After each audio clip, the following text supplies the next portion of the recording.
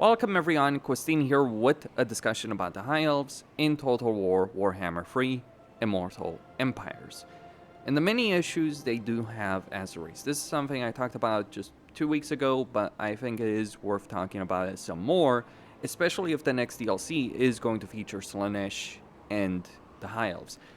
With regards to DLCs, by the way, for Warhammer 3, I think it's fair to say that you can expect chaos to play a role in every single DLC going forward, unless they do something with Nagash. But if they do something with Nagash, they might do Tankwell and Skaven are a chaos faction. Just worth remembering that. Not your traditional chaos faction, but still a chaos faction / race. And I think really the High Elves do need to work better within the context of the Warhammer 3 Immortal Empires map. There are several problems, but one of the bigger ones is actually regarding climate. Climate is a severely limiting factor in a lot of campaigns, because with unpleasant climate or uninhabitable climate, it makes taking more territory just not worth it. But the way the game is designed is you want to win, you gotta go deal with enemy settlements. Sure, we can talk about how the game should play versus how it does play, but the way the game currently plays, it does certainly favor an aggressive, expansionist playstyle. And the problem is, for the High Elves, is every single one of their campaigns is going to be limited one way or another because of climate. Almost every single High Elven campaign can take Ulthuan and make it habitable, with the exception of Alif and Arv, for whatever reason. I guess they wanted to push the focus of his campaign on conquering Nagaron. Not that you don't want to do so in every other High Elven campaign, with maybe just the exception of Elfarian. But that's kind of the issue, isn't it? You have limited climate, and at the same time, the incentive structure that you have when you're playing every single High Elf campaign is to deal with Ulthuan, is to deal with Nagaron, in every single one of them. And this is in a situation where you have a very diverse cast of Legendary Lords with unique effects, unique mechanics, but it always feels, one way or another, that you're kind of playing the same campaign. Even in campaigns like Elfarian and Emmerich, I'm not even considering Teclis as a real campaign anymore, but even in campaigns as Emmerich or Elfarian, you still want to at least go back to Ulthuan, if not go for Nagaron. And it's not just in terms of the territory you take, or dealing with the one faction that does hate you, which is specifically Dark Elves, because Dark Elves and High Elves do absolutely despise each other. But the problem with all of this is you end up basically playing the same campaign over and over and over and over again. But there's another issue, and that is with regards to Confederation of the Legendary Lords. Confederating Legendary Lords is generally a great thing, but in the High Elf situation, it's actually a really big deal, because unlike other races, the Legendary Lords you can get have such a significant impact on your campaign. Typically speaking, when you get a Legendary Lord, you might get some faction effects, sure, in certain cases, some good ones, and also a great deal of individual combat power. But in a High Elf campaign, not only do you get a good amount of individual combat power with someone like Tyrion or Elfarian, but you also get significant campaign benefits. Tyrion's skill line gives you enormous faction-wide benefits.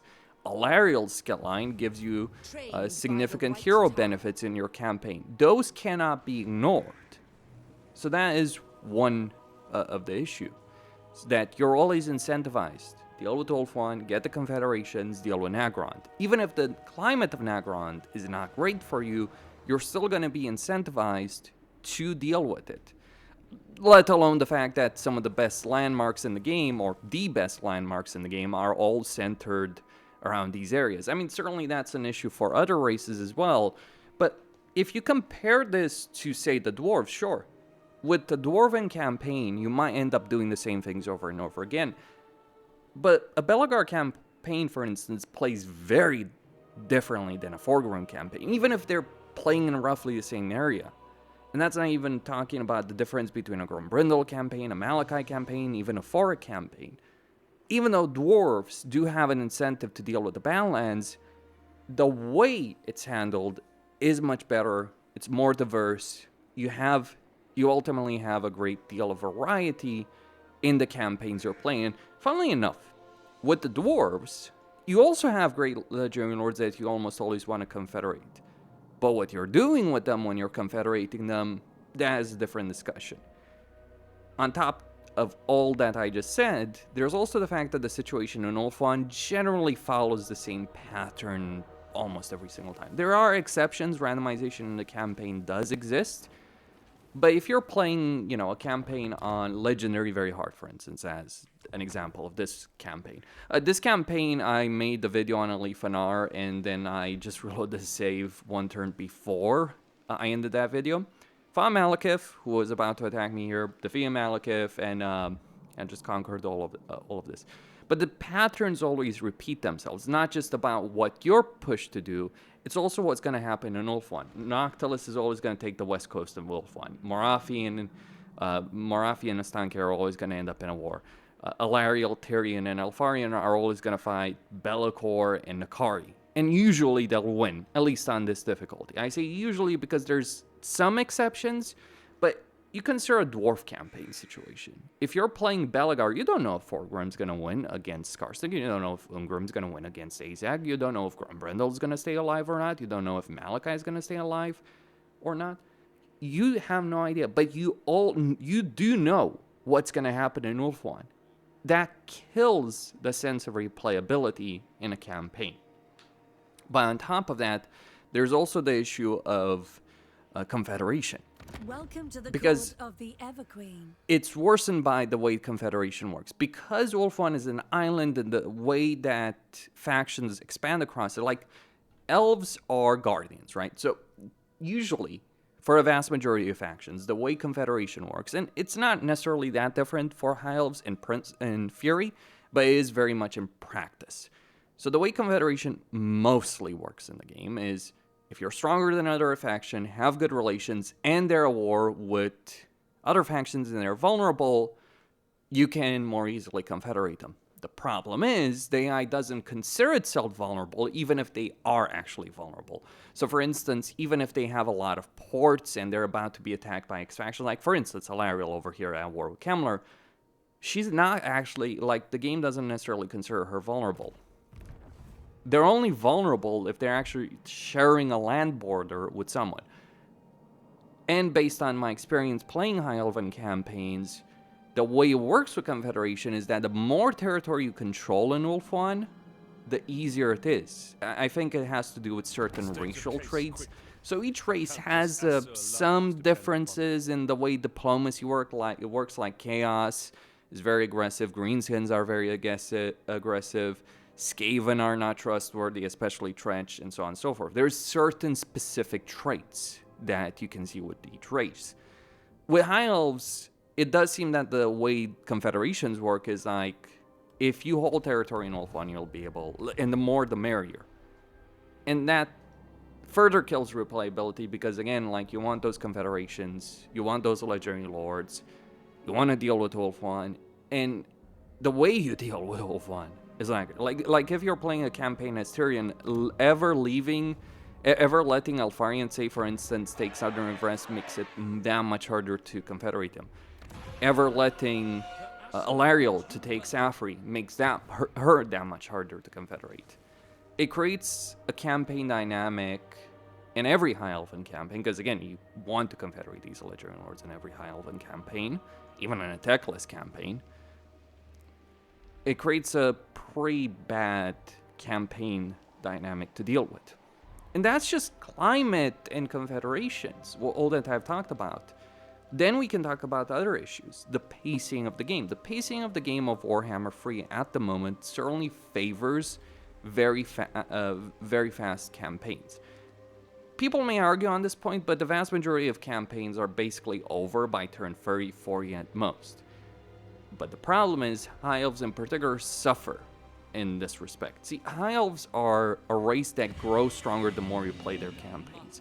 their economy grows stronger. The more trading partners they have, the better off they are. The higher their settlements, the more economic buildings they're getting, the more their trade income goes higher, the more trading partners they have. It just creates this loop where you just become stronger and stronger and stronger and can maintain a ludicrous amount, can get a ludicrous amount of money through your economy every turn.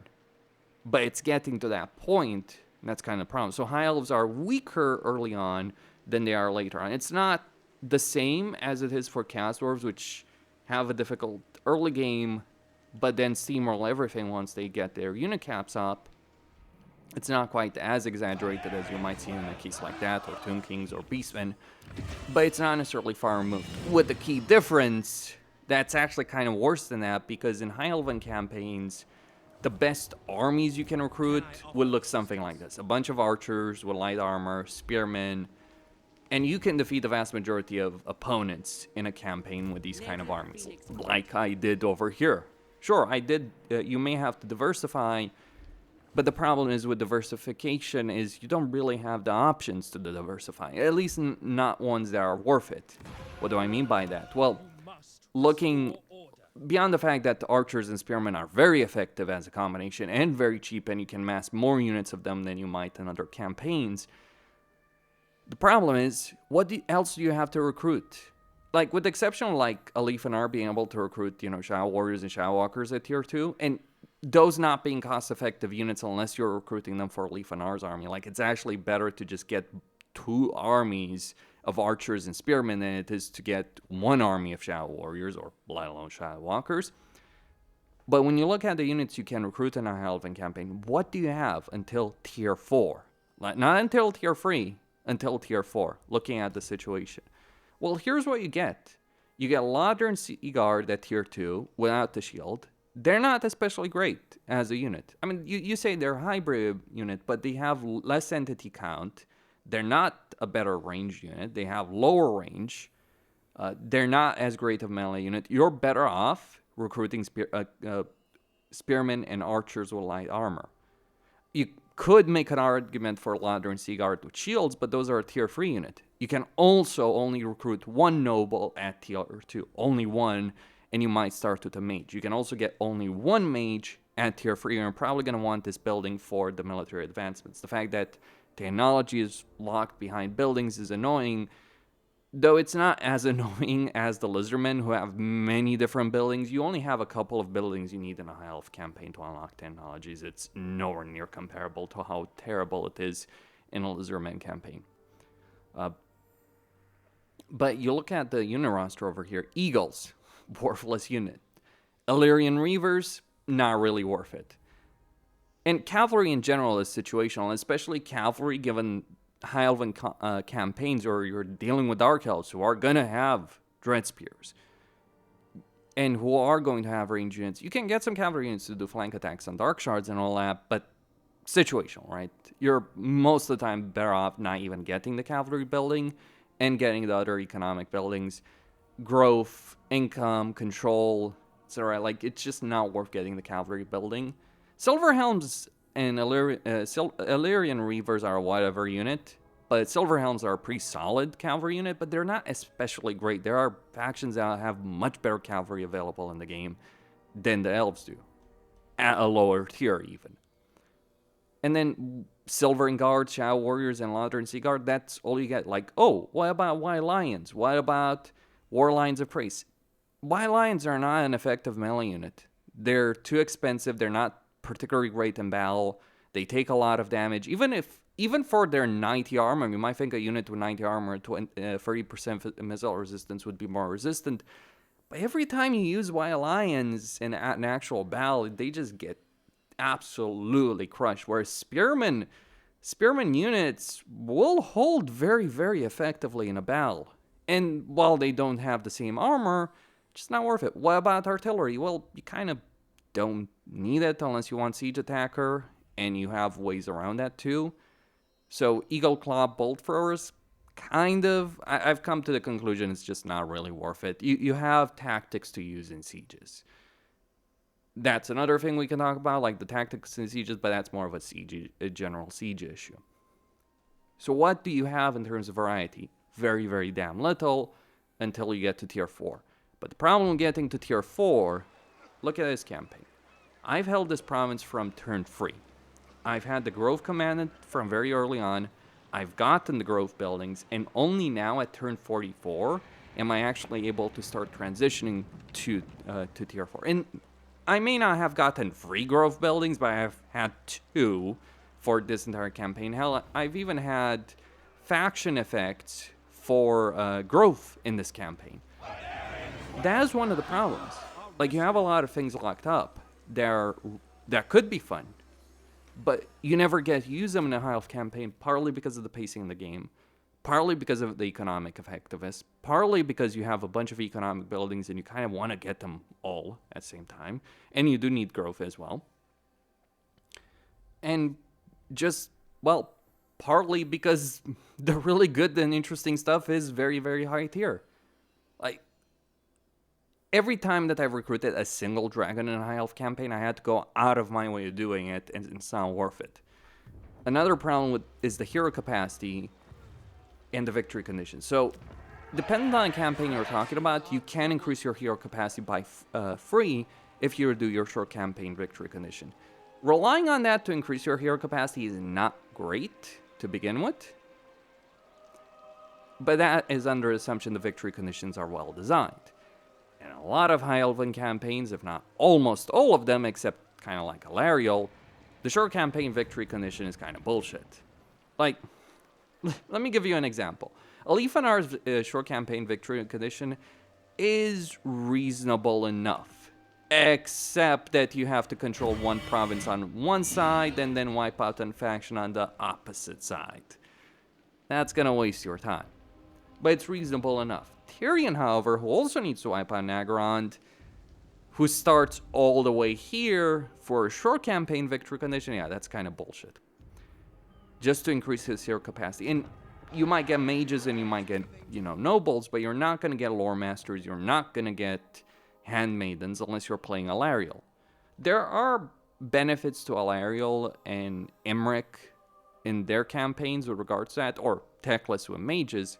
There are benefits with like nobles, handmaidens, mages, depending on campaign, but they're campaign specific, and there's plenty of issues with Alariel, Teclis, and yes, even Emmerich in his campaign. I mean, don't get me wrong, Emmerich is very powerful, but even with Emmerich, the most challenging part is like taking Agashazar, and that GG well played campaign is won, essentially. So what do I think CA needs to do? I think they need to lower the tier requirements for these units, lower the tier requirements, give us a tier 2 mage building, for instance, merge some of these economic buildings together, because it's ridiculous. Like, you have 4 different economic buildings. That is fucking absurd. I'm sorry. Even if one is only a tier 3 building and the other one is used for noble recruitment, just merge some of these effects together, change the way that these work, lower unit requirement for stuff. The problem is also, like, Rangers, pretty useless in a lot of situations. And that's not even all of it. The research tree is just awful. In a lot of videos I've done on the subject of research trees, I've said this over and over and over again, that what you want to focus on in terms of research is not military benefits, it's campaign benefits, because those play a bigger role. Because the campaign benefits allow you to field more armies, or get higher tiers faster, that kind of stuff. So having more armies, having mass is better than having one elite army. But the thing is, in High Elf campaigns, and in a kind of unique way, really, compared to, I think, pretty much every other research tree in the game. Like, I don't think I'm exaggerating. Like, there are, like, Lizardmen, sure, they have an awful research tree, but they can get campaign benefits pretty quickly. You cannot gain campaign benefits until you're tier 4, because then you get cultural advancements. And that is a very significant benefit, don't get me wrong. There are some very powerful things over here, but you're having to spend over 30 turns to get over there. To be sure, Alifanar is not the one that can get to tier 3 as quickly as possible. Alariel can, because of various benefits she has, in particular growth benefits and the handmaid benefits. the sheer amount of handmaidens that she can get. But by the time you even get this research in every single High Elven campaign, it's GG well played. What about trade advancements? Well, let me say this as plainly as I can. You can't get this until you get a resource building to tier 3. Like, you could theoretically get trade advancements faster with Elven Embassy at tier 3, but the problem is you're not going to have anything to research unless you have those specific resources at tier 3 as well. And that just means a lot of turns. That means you're always researching the same thing over and over again. Like, there's no real reason to deviate from it. Always get archery prowess for the reload time reduction, then spear wall, militia training. If you haven't unlocked military advancements by that point, you get trumpeters for the speed, then military advancements to light Tifilmar, armor, precise fletching, martial law, and then hopefully you can get trade advancements and maybe cultural advancements as well. But there's nothing to this research tree that's especially great, and there's a lot of fluff over here. So research tree needs an overhaul to be actually interesting. Like, I can say that a lot of research trees can feel like going down the same path, but just because one path is much better than others does not mean that when you're, say, playing the dwarves, you don't have choices. You have choices. Like, okay, let's say I'm playing dwarf campaign. I have a choice. Do I care about casualty replenishment or unit rank? Do I care about increasing X hero capacity or that hero capacity? Just an example. Or do I maybe get the shield wall if I'm playing dwarves? I personally don't go for it. I don't think it's worth it, but the choice is there, and it is a viable one. In a High Elf campaign, you technically have a bunch of choices, but a lot of them are just flat out not viable. Like, who exactly is going to get charge bonus and speed for Grey Eagles, for instance? As opposed to, getting rank 2 spearmen and rangers and archer units, but spearmen and archers in particular. It's just a point. And then there's the influence system in a campaign, how that plays out in a campaign, how it makes recruiting a lord or heroes tedious because you need a certain amount of influence to get one with a good trait as opposed to a negative trait, or you get a bunch of archmages who are ridiculed because it doesn't matter. How the load save character system is something you can and should abuse to have a better time in your campaign. All these kind of things have made it so that High Elves are, in a lot of ways, a chore to play. Like Dark Elves have kind of a lot of the similar issues, climate, focus on the campaign, etc. But Dark Elves handle the 30 turns of campaigns substantially better. Far better growth, far better economy, early game, and not necessarily long term, far better unit recruitment, variety of research, variety of heroes. Oh, and the worst part, though this is also shared with Dark Elves, the victory conditions, the long campaign victory condition, it's very similar in a lot of High Elven campaigns. Eliminate the major Dark Elven factions, or most of them anyway. That is also tedious. So, you have a race, in conclusion. You have a race that theoretically has a lot of variety, has an incredible diverse cast of legendary lords with different effects, different capabilities. You have a Skaven legendary lord and a Leafanar. You have an empire builder in Alariel. You have a generic lord, if you will, with Tyrion. You have a magic user with Teclis. You have the dragon lord with Emmerich. But it almost always feels like you're playing the same campaign over and over and over and over again, regardless of which of them you're doing. That is pretty weird. Like, even Dark Elves, again, who have the same focus of Ulthuan and Naggarond, a Hellebrand campaign is very different than a Malekith campaign. Morathi campaign is substantially freaking different.